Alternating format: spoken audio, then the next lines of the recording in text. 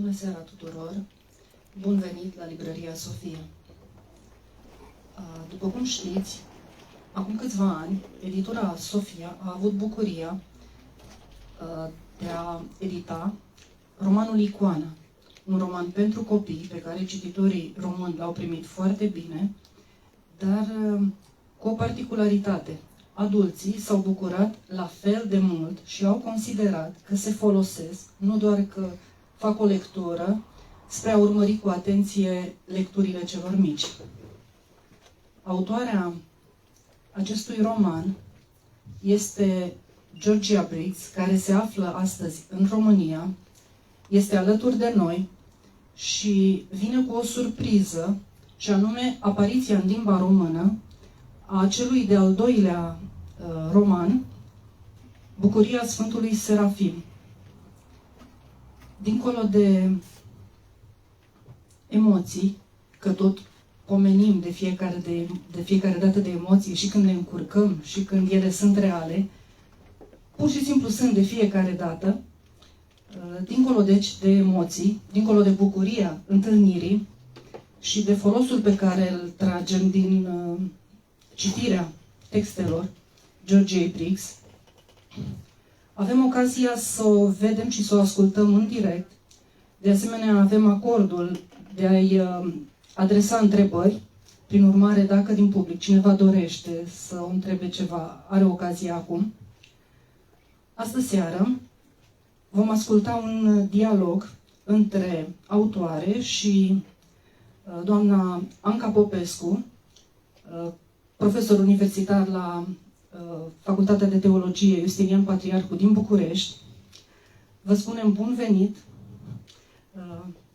Ne cerem iertare pentru neputințe, pentru orice lucru bun dând slavă lui Dumnezeu că de la El sunt. Pentru neputințe ne cerem iertare că ale noastre sunt. Bine ați venit, sperăm să fie prima întâlnire dintr-un șir mai lung, cu pace și cu sănătate, și vă ascultăm. Mulțumesc frumos! It's just so good to be here finally in Romania. We've been waiting for a very long time to come and visit, and I'm very excited to be here, especially today when my book, The Fullness of Joy, is finally being released in Romanian. I actually had no idea it was being translated, so it's very exciting to come and see for the first time just the book and how it turned out. Sunt foarte bucuroasă că sunt aici în România. Nu am știut că am fost tradusă în limba română inițial și sunt fericită să vin aici, să mă aflu aici printre dumneavoastră. This has been a wonderful trip for us. We've had some dear friends lead us around to different parts of the country, and we've gotten to visit many monasteries and see many paintings that I never thought I'd be able to see, especially in the United States. Am câțiva prieteni aici cu care am și venit. Sunt persoane care pictează icoane, care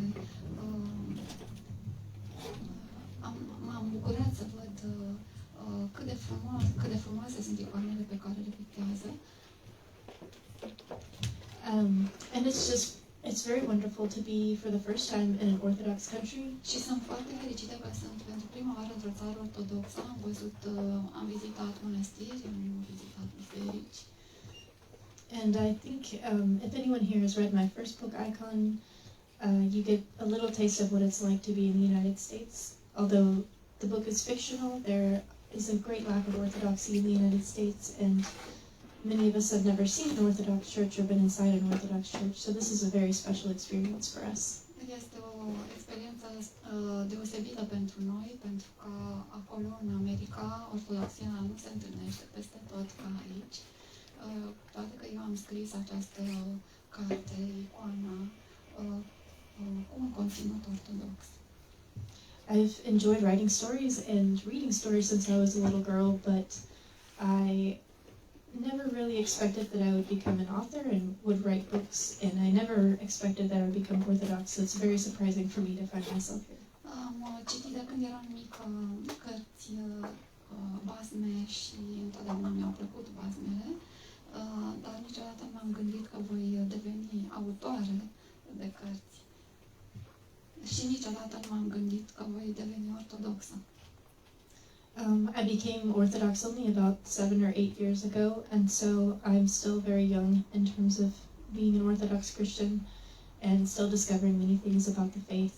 But these books were something that I did to learn more about Orthodoxy myself and to really find a way deeper into the joy of the Orthodox Church. Am devenit, sunt ortodoxă de 7 sau 8 ani, am încă foarte multe lucruri de descoperit, am încă de descoperit această credință pe care o aprofundez și continui să o fac aici și oriunde. And many people have asked me why I chose to write the stories that I did, and I think it's mainly because I have a great love for children's stories and for books for young adult people, and that's always been my favorite thing to read. And when I began writing, I was working as a librarian, and so it just seemed natural to me that this is kind of how I should approach these stories. M-a întrebat multă lume de ce am scris o astfel de carte, dar pentru că întotdeauna mi-a plăcut să citesc cărți pentru copii, am început să scriu cărți pentru copii și în special în timp ce lucram ca bibliotecară. And as I was working at a library at the time when I began to write my first book, I did a lot of work in the young adult section of our library, and I was very unhappy with the selections of the books that I found there for young people. Eram nemulțumită, lucrând ca bibliotecară, eram nemulțumită de selecția de cărți care exista în bibliotecă. And I also saw a lot of the young people at our church, and I wondered what it was like for them to go to public schools and to be the only people Orthodox that they knew. And so I thought it would be nice to be able to write something for them. Veneau la bibliotecă și persoane care mergeau la biserică, ortodoxi, și mă gândeam că ei nu prea găsesc în această bibliotecă poate ceea ce și-ar dori să găsească și atunci m-am hotărât să scriu ceva pentru ei. And I think Anka had some questions that she wanted to start the discussion with.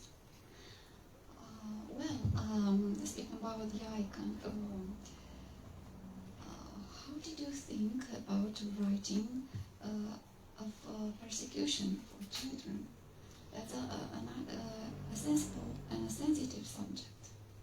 It is definitely a hard subject to write, and as someone who was new to Orthodoxy, when I was thinking about writing and about stories, I was a little bit shocked to read many of the lives of the saints stories that we share with our children, because they seem so difficult to share with children, and yet you know, the icons that we see in the church are often very difficult, and the stories that I saw Orthodox people telling their children seem like very hard material for children.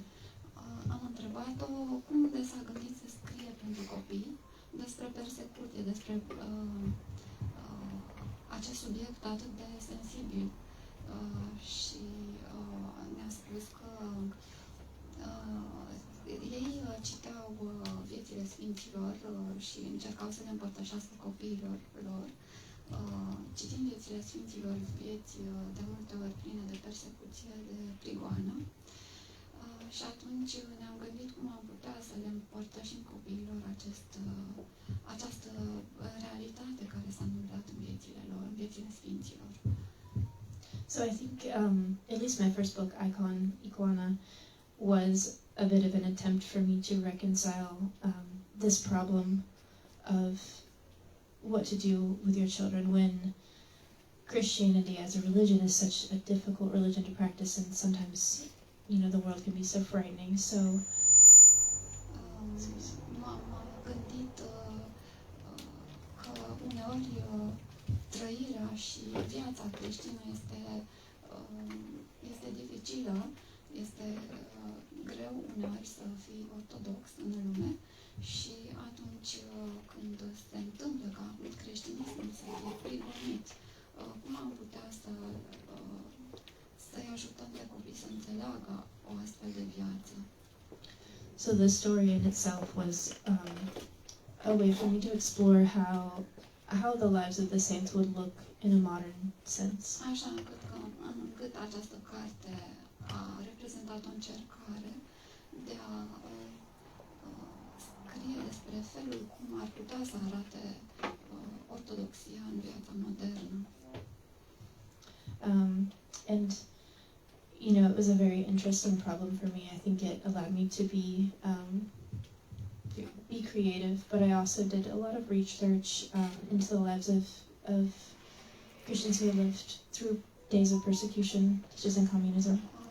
Am fost creativă în această carte, desigur, pentru că este fictivă, dar am cercetat îndelung viețile sfinților care au trăit persecuția, care au trăit prigoana și mi-am imaginat cum ar putea arăta o astfel de situație în vremurile noastre. We did not experience such things in the United States, but many of the stories that I read from the countries who had experienced great persecution as Christians during the days of communism were very inspiring and miraculous, and there are many very interesting accounts that I had never encountered. În America nu am trăit niciodată așa ceva, prigoana creștină, dar sunt multe țări care au trecut prin comunism și care au trăit experiența prigoanei. The second book that we've just released is called The Fullness of Joy, or in Romanian it's Bucuria Sfântului Serafim. A doua carte pe care o avem aici, ultima scoasă de Editura Sophia, este Deplinătatea Bucuriei, sau cum a fost tradusă, Bucuria Sfântului Serafim. And this one has been a very different book to write. Și aceasta a fost o carte greu de scris. So I hope it is also interesting for people, but for me it was a fun thing to write for kids because of the way it focuses around a bear. Este o carte pe care oamenii o pot găsi interesantă, dar am scris-o în special pentru copii, pentru că totul se concentrează în jurul unui urs.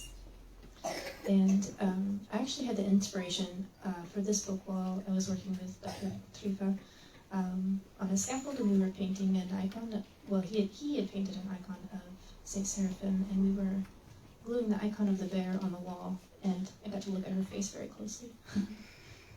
Această carte, am fost inspirată să scriu această carte aflându-mă pe stele în biserica pe care o pictează prietenul nostru.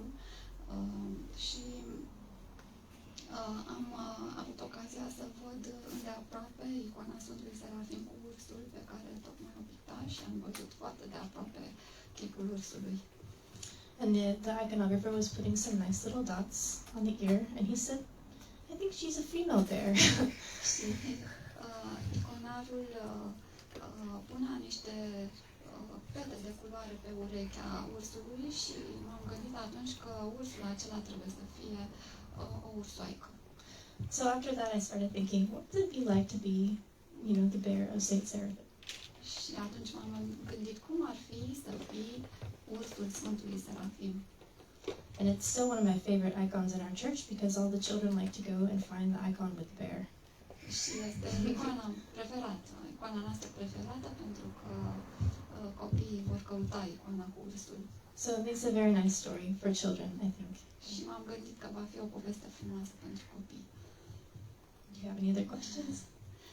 Maybe anyone of you, oricine poate să aibă o întrebare pentru scriitoarea noastră. Da? Nu, puteți să o întrebați când a început să scrie, dacă scrie din copilărie sau dacă mai târziu, și când a început să deseneze. When did you start writing? Have you had attempts of starting in childhood or later? And when did you start painting? Yes. Când a început să scrie, a avut încercat de a scrie în copilărie sau și când a început să picteze? Yeah, I started writing drawing both when I was very young, And there's a truly terrible book that I wrote when I was 12. Am scris în copilărie o carte și cred că era o carte foarte nereușită. I have the only copy, and no one else will ever read it. Am avut un singur exemplar și nimeni n-a citit-o. My mother and father were both artistic. My father was an English teacher, and my mother was an author, and they both drew and did lots of artwork. Părinții mei lucrau în domeniul artei, tata era profesor și mama tot o persoană care se ocupa de domeniul artistic. And they Era autoare de cărți. they taught my sister and myself to do many things, and that's kind of how we entertained ourselves as a family. We would draw and we would write stories. Ne puneau pe mine și pe sora mea să facem tot felul de lucruri, să desenăm, să scriem povestiri și eram obișnuită să încercăm să facem astfel de lucruri. So that was just kind of what you did to entertain yourself. Da, mă bucuram să fac astfel de lucruri în copilărie. Other than that, my father would read my stories and tell me, should you change this? He would help me edit it and things. Pe lângă asta, tata îmi vedea operele și îmi spunea cam ce ar trebui să schimb, ce ar trebui să adaug, ce ar trebui să corectez. And we had many books in my house that my mother had written and published, so I saw that you could actually, if you wanted to, you could write a book and you could get it published. Și aveam multe cărți în casă, unele scrise de mama și îmi dădeam seama că poți să scrii cărți și să le publici. But it was very difficult. I think, it's very hard to find a publisher, and so just the fact that the books were published and that we found someone who was interested is thanks to God only. Dar este foarte greu să găsești posibilitatea de a publica aceste cărți. Este greu să găsești pe cineva interesat să publice cărți. Any more questions? Alte întrebări? Ce literatură pentru copii? Înțeleg că ai făcut o foarte bine să scrie și pentru adulți. Why do you write literature for children? You could have very well written literature for adults. I may someday write literature for adults, but it's, I think it's much easier to approach very difficult topics when you're writing for children because you don't have to be, you can be more metaphoric. Cred că aș putea scrie și cărți pentru adulți, dar cred că literatura pentru copii este mai metaforică și mi se pare mai potrivită pentru a fi abordată. And there's a quote at the very beginning of my new book. Este un citat chiar la începutul cărții celei mai noi cărți. I think the book, a quote by Madeline L'Engle, who is a wonderful author, that says, and if the book is too difficult to write for adults, you will write it for children. Și este la începutul cărții un citat al Madelenei L'Engle, care spune, de va fi cartea prea grea pentru cei mari, atunci să o scrii pentru copii. Because there are topics that are very difficult for the author to approach with honesty. Cred că sunt subiecte greu de abordat cu onestitate. But if you write it for a child, then you can put it in simple enough terms that you yourself can understand it. Dar dacă scrii pentru copii, poți să vorbești despre acele lucruri în cuvinte mult mai simple, mai ușor de înțeles chiar și pentru tine însăți.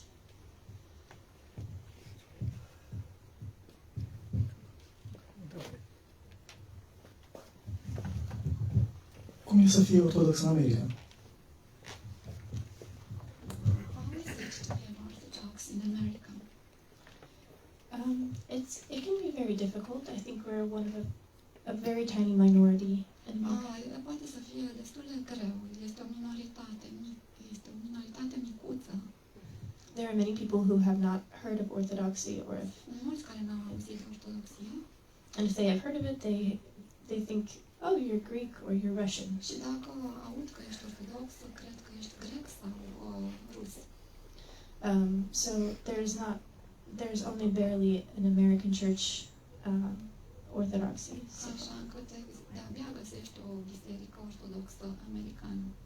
so there are not many resources for us. There are not books everywhere like this that you can read. Nu sunt multe resurse pentru noi, nu o să găsești acolo niciodată o librărie ca aceasta plină de cărți. And there's not such a wealth of iconography or of monasteries that you can go and visit and be inspired and learn from. Și nici atâta iconografie și nici mănăstiri unde să mergi și să fii inspirat. But we are lucky because there's a lot of resources online. Dar suntem norocoși că există multe surse online. So even though there are many problems with the internet, we are thankful in many ways because that has allowed us to grow and to learn much more than we could have had we not. Așa încât internetul cu toate problemele lui ne oferă posibilitatea de a găsi acolo tot ce căutăm. But we are trying to tell other people about Orthodoxy and to build a community where we are, so that people who come in don't feel like they're alone in Orthodoxy, and we have our church is growing and becoming more of a family and a big family. Dar căutăm ortodoxi și căutăm pe cei care sunt ortodoxi și încercăm să-i găsim și să ținem legătura cu ei și cu ei și să devenim o mare familie. Poate permite un moment de autodezvăluire. Cum a ajuns să descopere atunci în condițiile astea credința ortodoxă și cum a făcut această convertire spirituală? Could you afford to tell us anything about your conversion and how did you, under these circumstances that you have described in America, how did you come to discover Orthodoxy? Yes, I'm still surprised that everything has led me to this point because it's so hard to find Orthodoxy in America. Sunt eu însă surprinsă că am ajuns până în acest punct, pentru că este foarte greu să găsești ortodoxia în America. I should quote to C.S. Lewis, surprised by joy. You have been surprised by joy. Absolutely. And also, there's another quote by C.S. Lewis, a young atheist should be very careful of their reading. Și tot C.S. Lewis spunea că trebuie să fii foarte atent la citit. I first came to the Orthodox Church because I was a student of ballet. Am ajuns la Biserica Ortodoxă pe vremea când eram elevă la balet. And after I had kind of decided that ballet was no longer healthy for me or good for me, my teacher saw that I was sad. Până la urmă, când am simțit că baletul nu este destul de sănătos pentru mine, my teacher saw that I was very sad. Instructorul sau profesoara de balet a văzut că sunt destul de tristă. And he was Orthodox. Și el, profesorul, era ortodox. And he said, you should come with me to church and I think you will find the solution to your problem. Și mi-a spus, ar trebui să vii, ai putea să vii cu mine la biserică și s-ar putea să găsești o soluție la problemele tale. So I came one night, I think it was Vespers after Pentecost, or Vespers of Pentecost. Cred că am ajuns la Biserica Ortodoxă după Rusalii. And the church was very dark, and the service was very sad that night. Și biserica era întunecoasă și slujba era destul de tristă, nu e potrivit. Solemnă. Da. And I had never before been to a church service where you were permitted to be sad in that way. Și nu fusesem niciodată la o slujbă bisericească unde puteai să fii trist în felul acela. So for me, that was, I knew right away that something here was special.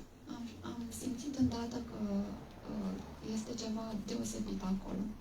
Because in the churches I had been to as a Protestant, everything had to be bright and happy all of the time. Pentru că în bisericile în care fusesem până atunci, totul trebuia să fie strălucitor. but that's not the reality of what it's like to be a person. Dar nu aceasta este realitatea a ceea ce înseamnă să fii o persoană, să fii persoană. So after that, I think experiencing the right type of sadness allowed me to be happy later. Așa încât experiența adevăratei tristeți mi-a permis să găsesc felul în care poți fi cu adevărat fericit sau bucuros. Adevăratul fel de a fi trist te ajută să afli adevăratul fel de a fi vesel. Going back to the book, is the book made of short stories or it's a whole book? And why did you choose an animal, for instance a bear? It's only because children relate very well with animals, or just because they help them overcome their fears? Well, she asked you in Complicated. Do you want to translate for everyone? întreabă dacă această carte este o colecție de povestiri sau este o povestire în întregimea ei și Dacă a ales un animal datorită faptului că în general copiii iubesc animalele sau pentru a-și depăși o anumită frică. Totuși ursul este un animal fioros. Well, I think mostly it was because just that St. Seraphim really did have a bear, so I didn't really pick it out. But the bear herself seemed a very good way to see the way we relate to a saint, because you know the saints are so perfectly human. If you want to. m-am gândit că a alege un urs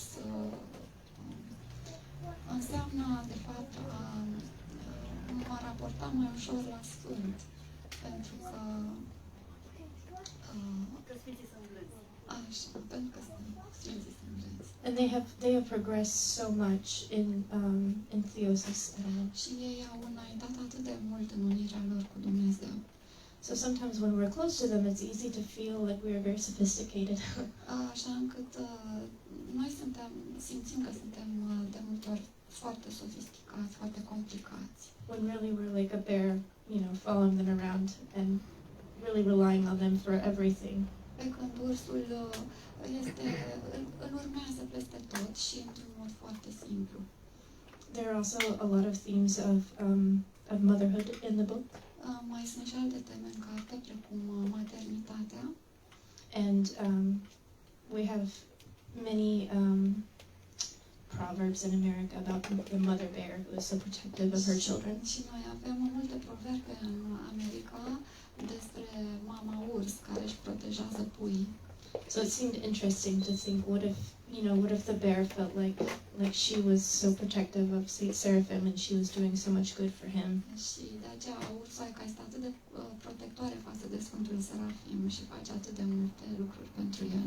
Which is often, I think, how we feel to God and to the saints, like we're doing them this great favor by, doing good works, when really, we're just bears. Așa încât și noi, când ne gândim să facem fapte bune, ne comportăm și noi ca ursul din poveste.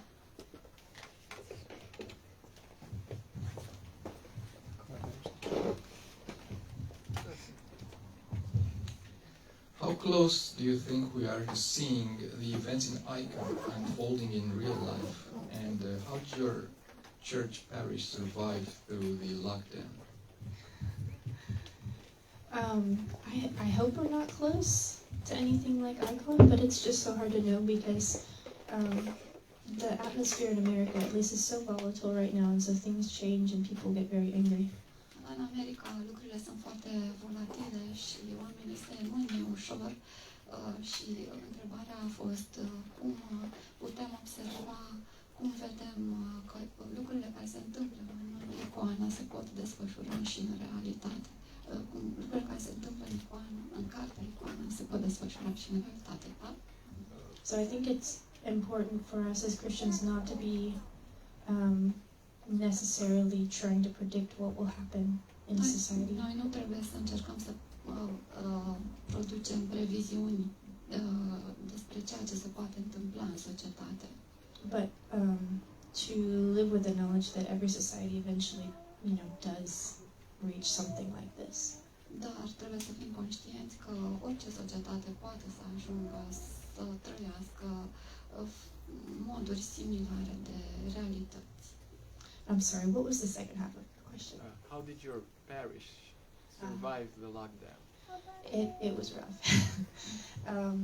We did many things online, and it's just not the same, Cum a supraviețuit parohia? Am făcut multe lucruri online.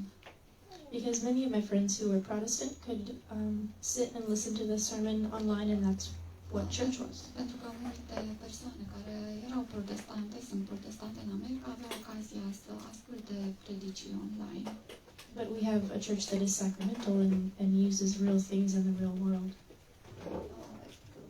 A church that is sacramental. Avem o biserică care este sacramentală și we use real objects, real food, real smells, real touch. Și folosim lucruri palpabile, cum ar fi adevărate mirezme, adevărata atingere a acestor lucruri sacramentale. So you can pray and you can try your best with only the internet, but you can't take communion over the internet. So. Te poți ruga, poți asculta pe internet, dar nu poți primi Sfânta Împărtășanie pe internet. So that Lent was a very hard Lent for all of us, I think, as it probably was for you. Așa încât este destul de dificil.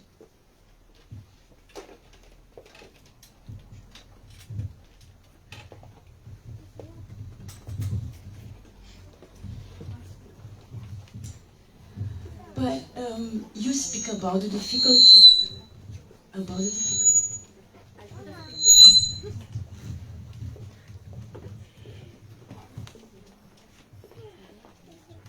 Yes, I'm very amazed that you speak about the difficulty of being an Orthodox in the United States, because I've read many books and maybe all the people here have read about Alaska and Serafim Groves and Saint, what's his name?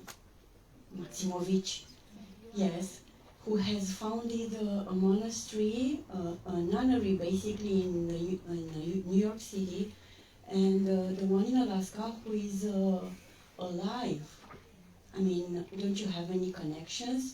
I know that they have a very good magazine where they fight against drugs and New Age movement. It's called Deaf to the World. So have you got any connections with the real Orthodox monasteries? Thanks. We do, but like I said, it's all over the internet. It's all books and things like that, and so there's, you can learn a lot from reading and from hearing words. Poți într-adevăr învăța multe din citit sau din ascultarea cuvintelor de folos. And that's helping us so much. Și asta ne ajută foarte mult. Încercăm să realizăm conexiuni. And I'm sure, for the people who live close enough to feel that the presence of those saints and to go there, it's very helpful for them, I'm sure. Pentru cei care locuiesc mai aproape de aceste locuri, este foarte ușor pentru ei să ajungă acolo. But at least in Alabama, to my knowledge, I don't know that we've ever had a saint ever. Dar aici în Alabama nu știu să avem un sfânt. Not even drive through, not even travel there ever. Nici măcar nu putem să călătorim. So that's, there's something that you need to experience physically when the person actually is there. E nevoie să trăiești experiența prezenței acelei persoane. So we have people from our church go and they travel hours and hours and hours to the monastery and they come back and they have a little bit of holiness with them Sunt oameni care călătoresc ore și ore ca să ajungă la o mănăstire și se întorc și aduc cu ei puțină sfințenie de acolo. And they share it and they spread it, and it's Și o împărtășesc celor din jur. and that's very helpful, but it's still so little compared with so much of the world. Este într-adevăr benefic, dar este atât de puțin. Very recently we had there's an icon that is a weeping icon, Avem o icoană care plânge and it was from Hawaii și actually, este din Hawaii. and the people who own it were kind enough to travel around and bring it to Alabama. Și oamenii care o au în casa lor călătoresc până în Alabama și ca să o putem închina. So we all got in our cars and we all drove an hour to the place where we could finally see it. Yeah. Așa că ne urcăm în mașini și călătorim ore ca să ajungem. But it's very rare. Yeah. Dar este un lucru rar. Și mai avea și o întrebare. Cum a fost parcursul dumneavoastră în lumea icoanei, dacă ne puteți povesti? În lumea icoanei bizantine. How was your journey into the world of the Byzantine icon? Well, that's all thanks to the Trifas here. Dr. Trifa and his wife Smaranda, and a few years ago, the deacon at our church asked them to come and paint the walls at our church. Cu niște ani în urmă, diaconul din biserica noastră l-a rugat pe domnul Trifon să vină să picteze biserica. I think we're the only church, for as far as I know, that has Byzantine iconography on the walls. Cred că este singura biserică care are iconografie bizantină. And this was when I, very recently become Orthodox and was trying to learn everything I could. Și aici am devenit eu ortodoxă curând, după aceea, și încerc să aflu cât mai multe lucruri. So they were kind enough to let me come and watch for a little while while they worked, even though they were very busy. Și m-au invitat să văd și să înțeleg, să cunosc cât mai mult din ceea ce fac ei acolo, chiar dacă este foarte ocupat. And after a few days, they said, you could put a little bit of green on the wall right here. Și după un timp mi-a spus, poți să pui puțin verde aici. So I started painting the green, and the blue. Și am început să pictez cu verde și cu albastru. And then they said, okay, you can do some of the fascia. Și apoi a zis, bine, poți să mai faci și ceva din the brown, the fascia, the lines. Din brâu, cred, nu? Liniile dintre scene. Liniile dintre scene, da. So after that, I started, trying to paint at home a little bit, and I would send them pictures, and they would Și help. am început să pictez și acasă și am arătat unele din încercările mele. And it's been a very slow journey, and I still have a long way to go. Și mi-am dat seama că este un drum lung de parcurs. But it's a great blessing to have friends who, are wonderful at iconography. Dar este o adevărată binecuvântare să am prieteni cunoscători ai iconografiei. Because this is another thing that we don't have in America. I think there's maybe one iconographer in all of my state at Alabama. Și acest lucru este foarte rar la noi acolo. Cred că este un singur iconar în toată Alabama. So we don't have barely any icons that are painted by hand. Așa că nu prea avem icoane pictate de mână. So it's very difficult to learn. I'm very thankful. Așa încât este destul de dificil, destul de greu să ai așa ceva și sunt foarte recunoscătoare.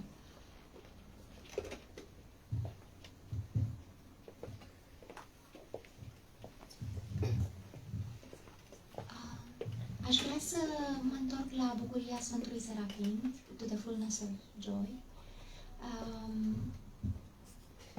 You said something that reminded me of what a teacher told us, a teacher of children's literature, told us at the Faculty of Early Childhood Education. And he said that there is no real children's literature. There is literature that is suitable for children too. And in this sense, he kind of taught us that good books or good reads of any length that we might encounter, we might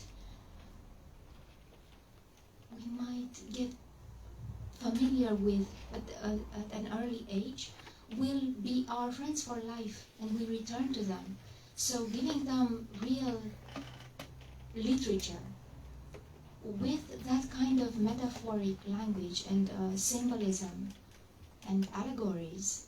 So it's not just isolated metaphors. There is a story, there is a structure in how those metaphors build the story. He really made this point that good children literature is literature for life, is a friend for life. Would you agree with that? Yes, absolutely. And I think it's so important to give little children really good stories that you like to read. And sometimes the books they pick out at the library are not, high literature, and that's okay. Cred că este important să le dăruim copiilor literatură, o literatură pe care noi înșine ne-ar plăcea să o citim. Comentariul era acela că, de fapt, nu există profesoara sau profesorul, nu? V-a spus că nu există, de fapt, literatură pentru copii, este literatură potrivită pentru a fi citită și de copii. But if you do give them those really good stories, then those stories stay precious to them for a long time. Dar dacă le dăruiești copiilor povești prețioase, ele vor rămâne prețioase pentru tot restul vieții, așa cum spunea și comentatoarea, că ne vom întoarce la acele personaje, ne rămân prieteni pentru toată viața și ne vom întoarce la ei. Especially because children are so, they have not experienced anything, and so they're so very easily formed, and so whatever impression you make on them when they're very young becomes part of who they are. Tocmai este atât de ușor pentru copii, pentru că ei nu au niciun fel de experiență, este foarte ușor să impregnezi în ei, să-i formezi în felul acesta și să pui în sufletul lor ceea ce îi impresionează. And this is also how Jesus, taught people he would tell stories. Și în felul acesta, însuși Iisus ne-a spus nouă povești.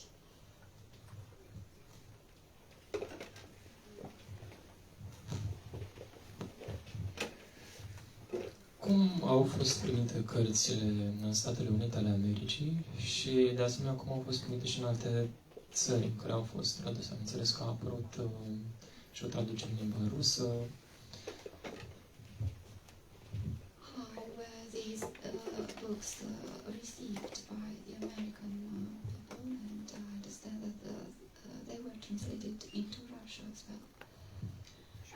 I don't know very many people who have read them in the United States. Nu știu multă lume care să fi citit cărțile în America.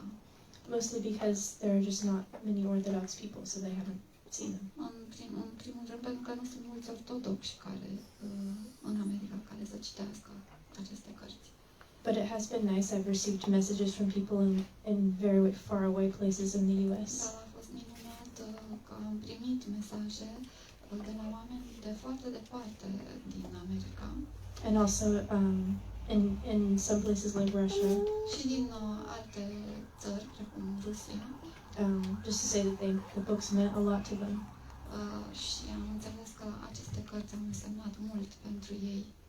So that was very cool to hear from people who I didn't know that seemed to think alike as me. It was very cool to hear from people. A fost minunat că am putut să primesc un feedback de la oameni care sunt ca mine. Yes.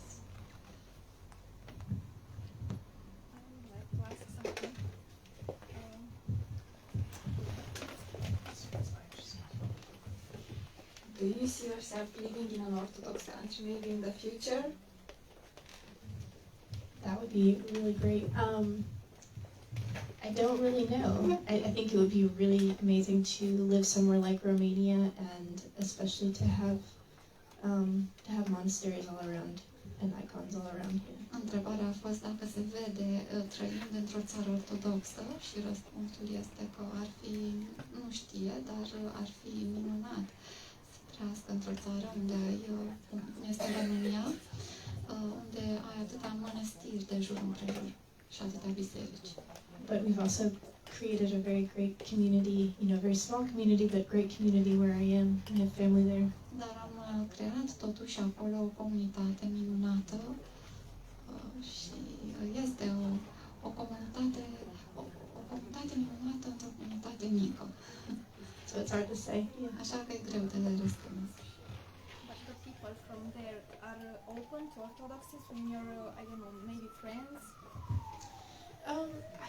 I think some of them are.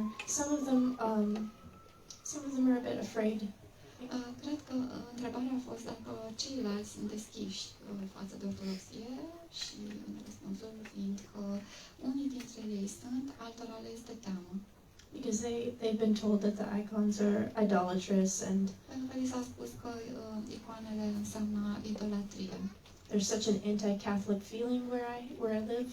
Este un sentiment puternic anticatolic acolo unde trăiesc eu. So people see that we have icons and they assume that we're Catholics.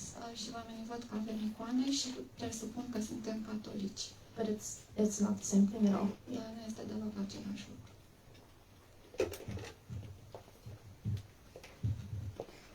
Am și o întrebare în legătură cu ilustrațiile și inspirația pentru povești. Cam de unde pornește totul? Cum se documentează? Care sunt artiștii care o inspiră și în materie de ilustrație?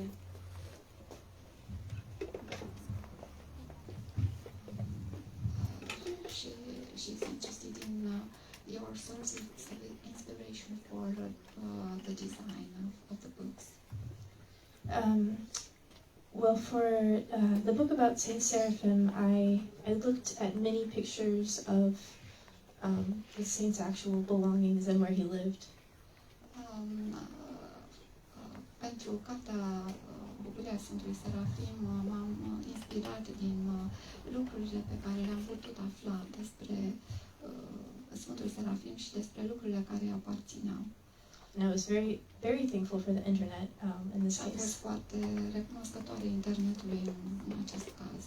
Because right now the city of Sarov is it's actually closed. It's a nuclear testing facility. Pentru că acum Sarovul este închis pentru experimente nucleare, din cauza experimentelor nucleare. But they have, Google now has everything, pictures of everything on Google Earth. Yeah. Dar am putut să găsesc toate imaginile de care aveam nevoie despre Sarov. So it was very fun to get on the internet and to look around in the place where the saint really lived. Așa încât este minunat să intru pe internet și să văd locurile pe unde a trăit Sfântul Serafim. And the monastery of Diveyevo, I think is the name, has many of his belongings and pictures of his shoes and his garments. Și mănăstirea Divevo are multe lucruri care i-au aparținut, cum ar fi pantofii și alte. And I've always loved books with many illustrations, so I wanted to make something similar. Întotdeauna mi-au plăcut cărțile cu multe ilustrații, așa încât așa mi-am dorit să fie și ale mele.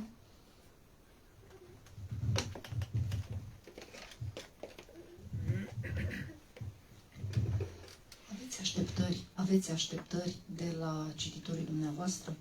Scrieți așteptând cumva ca ei să perceapă, să rămână cu un anumit mesaj în urma citirii textului sau fiecare cât de... Have you got expectations from your readers? Should they receive your message or they might read your books and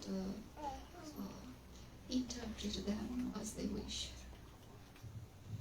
I'm not really sure about that either. I think I mostly made the books because I like to work on stories, and so if other people read them, I enjoy that. But I wrote them for myself, really. Am scris cărțile pentru că mi-a plăcut să le scriu. Nu, sigur, mă bucur că și alții le citesc, dar practic le-am scris pentru bucuria de a le scrie. I think if you write a book to teach a lesson and just to teach the lesson and not to make something beautiful, then it's easy for it to become didactic. Dacă scrii o carte cu un anumit mesaj și pentru mesajul respectiv anume, dacă vrei, fără fără să pui în ele frumusețea, atunci riști să devii didactic. So I think a very successful book, you hope that the person reading it gets what you were trying to say. Așa încât cred că o carte care să aibă un mare succes este aceea în care cititorul îți observă mesajul. But if you have to tell them exactly what you're saying, you've failed. Dar dacă le spui de-a dreptul ce vrei să le transmiți, cred că ai eșuat.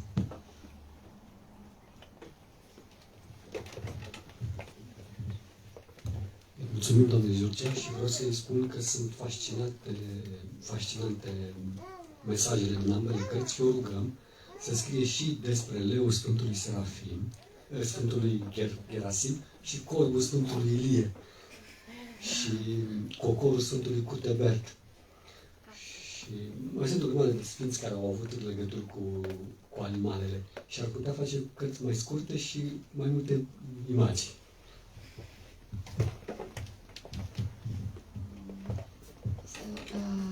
He thanks you for everything, and he suggests that you write about the line of Saint Gerasimos and the raven of Saint Elijah, and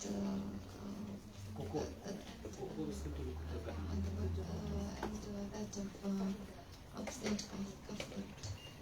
Yes, there are so many wonderful stories about animals and saints that had a special relationship. Sunt istorii minunate cu animalele și păsările sfinților și legătura dintre ei. There was one that before I decided on Saint Seraphim, I had read his story, a saint from, I think it was Ireland. There was a saint that I read about from Ireland. Este un sfânt din Irlanda despre care am citit. That I thought about using for a book before Saint Seraphim. La care m-am gândit și despre care vreau să scriu.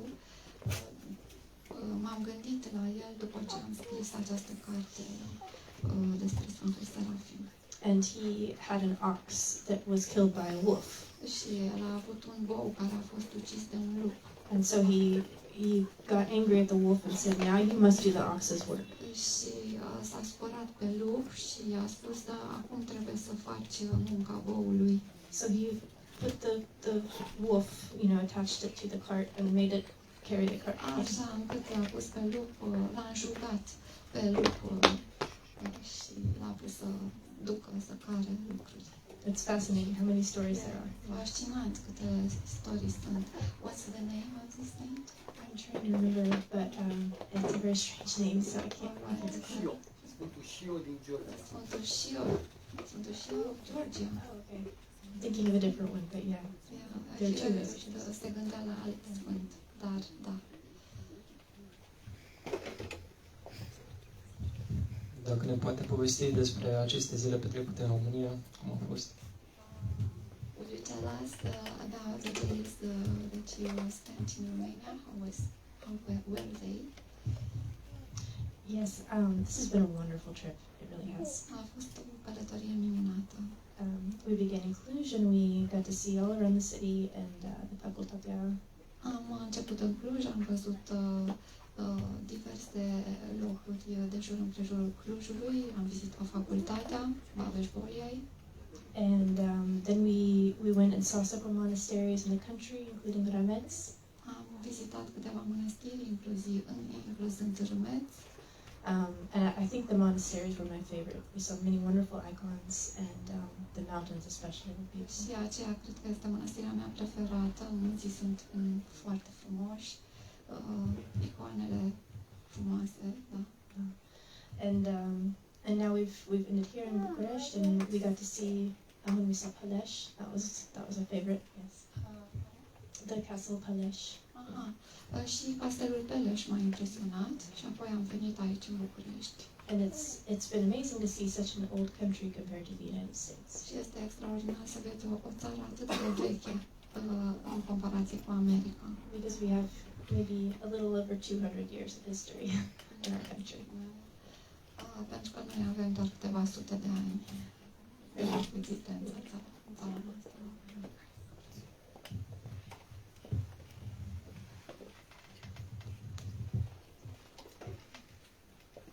Mai dorește cineva să pună întrebări?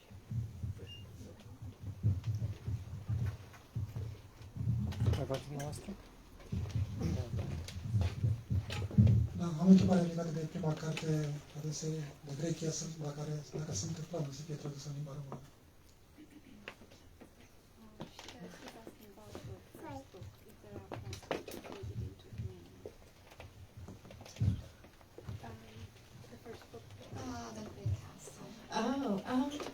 You know, I don't think so at the moment because it was written before I was Orthodox. Nu cred că sunt planuri de traducere a acestei cărți, pentru că The Grey Castle, castelul cenușiu, am scris-o atunci, am scris-o înainte de a fi ortodoxă. So it's a fun story, but it's not something. Este o povestioară drăguță. It's not something that fits in with the publishing that I have here. Dar nu este ceva, nu e o carte potrivită pentru publicul de aici.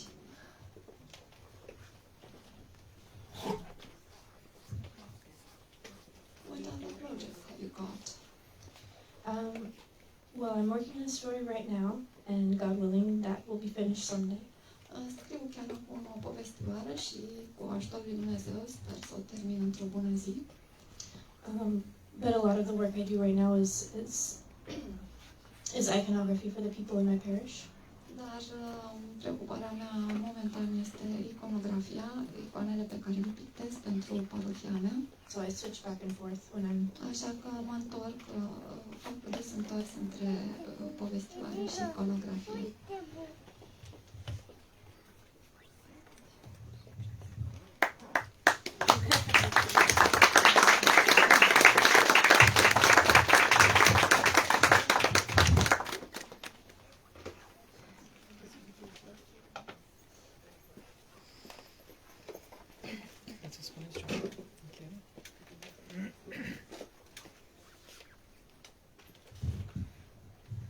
Mulțumim pentru această seară.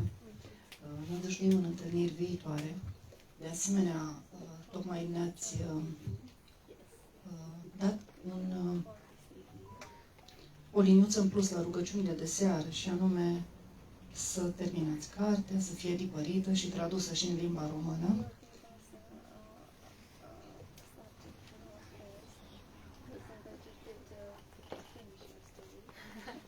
Pentru că e inevitabilă o asemenea dorință atunci când prima carte a unui autor ți-a plăcut, când ți-a plăcut și a doua carte, oameni suntem.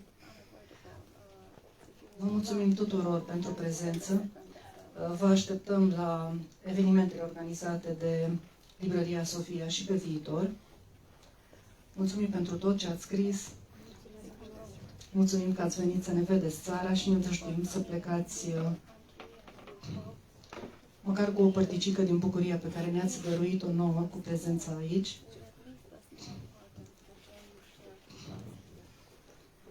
Vă mulțumim pentru acest dialog minunat, pentru întrebări și până data viitoare, tuturor toate cele bune.